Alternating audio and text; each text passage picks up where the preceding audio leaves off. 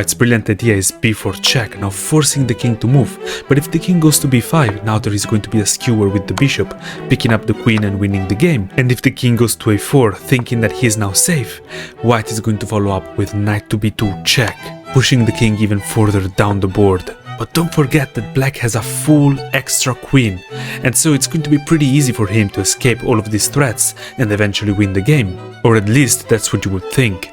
But White has a brilliant idea in this position. White continues with knight to c4 check. Now the king cannot go to any of these squares, so it's forced to go back up to a4. Now we would have the option of repeating moves and getting at least a draw, but White is trying to achieve something far more valuable. So White plays knight takes b6 check, now picking up a fundamental pawn. Black never really wants to give up a queen for a knight, and remember, you can never go here because of the bishop skewer, so the black king will have to go back.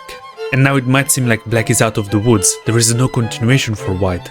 Despite the two passed pawns, the black queen is going to be able to stop them. But White is not a fool, and he knows that there's something here, and so he plays knight back to c4.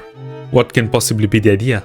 Well, the king has to come back up, and now White plays the very mysterious and quiet move, bishop to f5.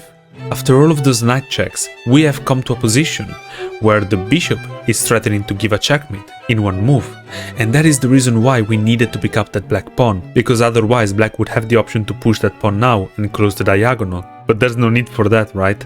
The black queen can just cover from d7, and now there's not going to be any checkmate. But whenever you're evaluating a threat and your opponent stops it, you need to ask yourself, what would happen if I do it anyway? And bishop to d7 is the way to win this game, because this would be a checkmate if it wasn't for the fact that the queen can take the bishop. But now we have successfully placed the queen and king in the perfect position to deliver this knight fork. And we're going to pick up the queen and win the game. If you love incredible chess, follow for more.